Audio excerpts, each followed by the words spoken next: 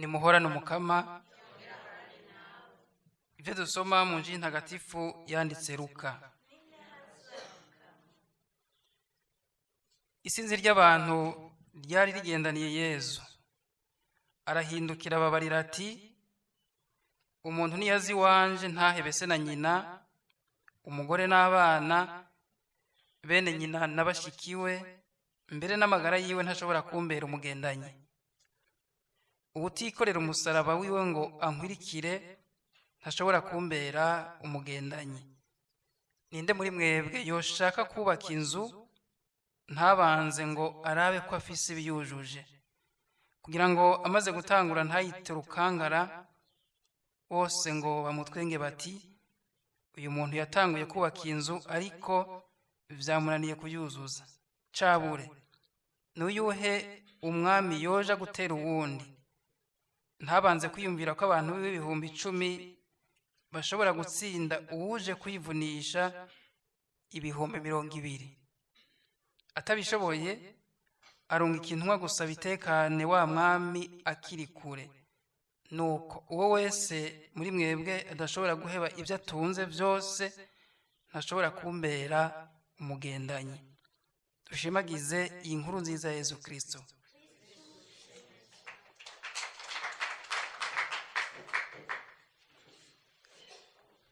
Bavukanyi, tuzirikane ijambo ry'Imana duhereye mu gisomwa ca mbere. Paulo mweranda mu gisomwa ca mbere twumvise atumirira abanyafilipi kugira umwete mu kwigenza neza hagati y'abantu b'igihe ciwe, abantu Paulo avuga ngo nabahuni kandi ntibirinda kabi, kugira ngo abanyafilipi birinze abo bantu bashobore gushikira urukiza bazoshikira biciye mu kwicisha bugufi, kumwe abivuga mu gisomwa kiri imbere y'iki, bigana Yezu Kristo. Abasaba kandi kumwe yabigirira ku banyefezi kugamburuka, bagamburukira Imana na Paulo nyene umutumwa wayo. Paulo aratubwira yuko imigenzo myiza y'abanyafilipi yerekana yuko umuryango wabo ufise kazoza keza, ko barafise ukwemera, aravye ingene bigenza, arakengurukira Imana ko aravye ingene bigenza bafise kazoza keza. Na twebwe abantu bakoresheje ubuhinga bwabo barashobora kubona yuko imico n'imigenzo y'abantu muri kazoza, mbere hari n'abakoresha ubuhinga bagashobora kubona ibizoza bafatiye ku kungena abantu bigenza. Nk'akarorero, nk'igihugu gifashe ingingo yuko ata muryango n'umwe uzorenza abana 2, abahinga barashobora guharura yuko mu myaka ingana gutya hazoba hari abatama bangana uku, ku buryo abazokora bakiri bato azoba ari bake, igihugu kizoca kinanirwa no gushobora kurihira abantu benshi bari muhira kubera ko bakukurutse hariko hakora bakeyi. Turashobora kugira tuti turavye nyifato y'umuntu, umwana akiri muto ndaza kubishikira akarero gatomoye ko muri ijambo ry'Imana, uyu muntu arafise kazoza turavye ingene yifata, mugabo igihe atiyononeye. N'imico n'imigenzo turavye ibihugu bimwe ingene vyigenza, aho usanga abantu barataye ukwemera, turashobora kugira tuti ukwemera kwabo muri kazoza kurageramiwe hatabonetse abasubira kuja kubamenyesha inkuru nziza. Akarero gatomboye nariko ndavuga ni wa mutama Simeo, aho baza guhereza Yezu i Yerusalemu, mumwakiriye hanyuma agakenguruka muri rwa rurimbo rwiwe, kandi amurikiwe na mutima mweranda wewe, yarabuye ibizoshikira Yezu na Mariya agira ati, uwo mwana benshi muri bene Isirayeli bazomwandura ku rupfu, kandi yongera bera urukiza benshi, azoba ikimenyetso bazohazanirako. Agaca abwira na Bikira Mariya ko nawe nyene inkota izosogota umushaha wiwe, ngo mbere n'ivyimviro vya benshi bizoheza vyibonekeze. Tufatiye kuri Paulo avuga aravye ingene abanyafilipi bigenza, turavye tweho tubona kazoza ko kwemera kwacu indero y'abana bacu, imico n'imigenzo byacu, iterambere mu gihugu cacu, harimo umwizero. ngira ngo wongera bimwe bita sondaje, benshi bavuga bati oya, ariko umukristo abeshwaho n'ukwemera.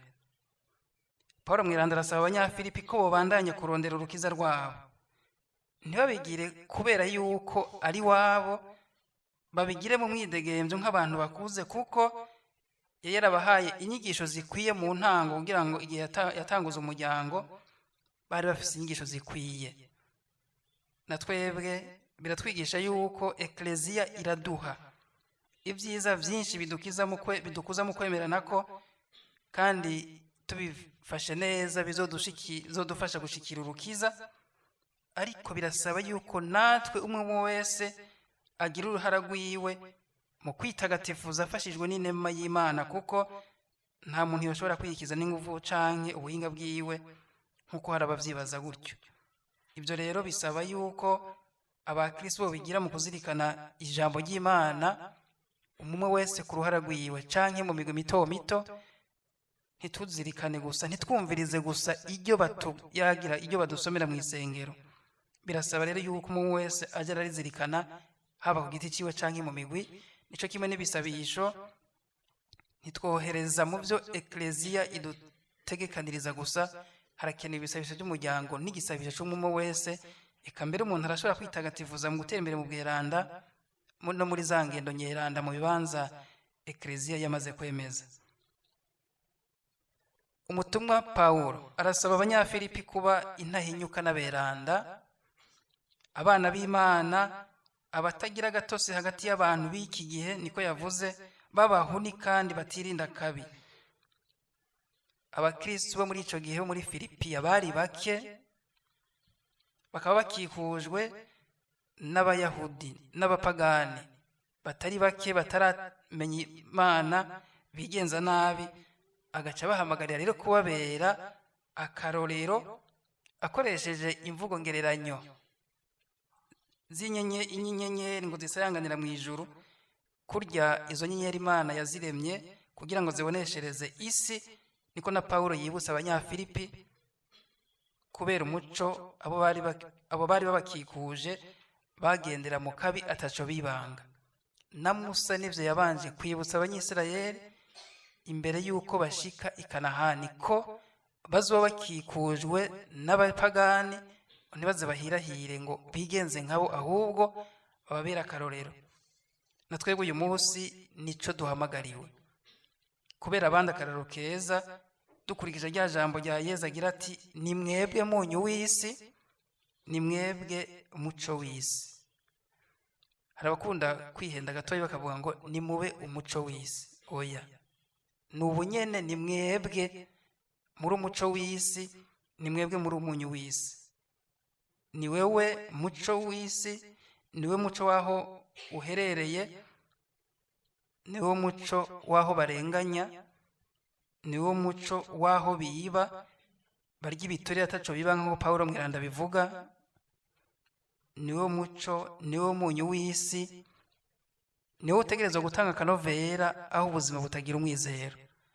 Kandi ntihakenewe abantu benshi icarimwe, n'abakeyi bakoze ibikorwa by'urukundo biratuma n'abandi bahinduka. Uramaze kubona no mu nzu irimwo umwijima, agatara gatoyi karatuma abantu bashobora gutambuka badatsitara ari gatoyi. Iyo abaye menshi naho umuco uratamanzura, abantu bagatambuka habona. Haba batanguye bakeyi babijyana umutima w'urukundo, barashobora kubera abandi akararo keza.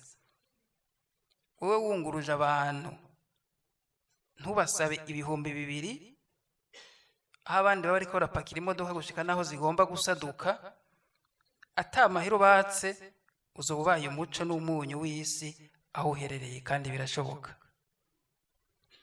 Paulo ahamagarira abanyafilipi gukomeza ukwemera mu kugumya ijambo ry'Imana, maze ku munsi w'imperuka azoshobore kunezerwa abonye abanyamuryango b'i Filipi bashikiye urukiza.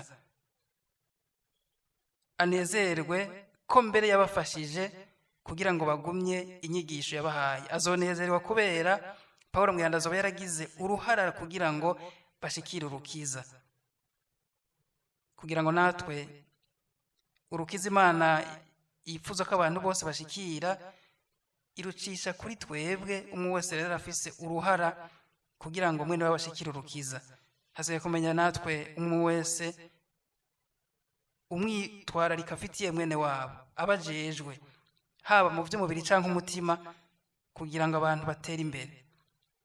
Pawulo yari yatahuye ijambo rya Yesu twazirikanye mu nkuru nziza ko ushaka kumukurikira kumugendanira aterezwa guheba ubuzima bwiwe kugira ngo abandi baronke ubuzima nyabwo, kugira ngo naho mbere n'amaraso yiwe ngo yoseseka akiyongera ku mbagwa no ku migirwa y'ukwemera kwabo, ico co munezereza cyane kuko aba yitanze kugira ngo abandi baronke ubuzima.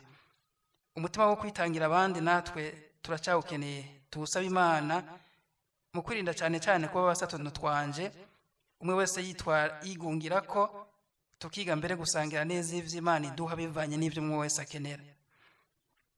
Mu gusozera inkuru nziza yatubwiye ko abantu isinzi bariko baragendanira Yesu, hanyuma agahindukira kugira ngo ababwire ibikenewe, bamukurikire bazi neza ibisabwa, bareke kugendera mu kivunga, umwe wese agiriranira imigenderanire ishitse nawe.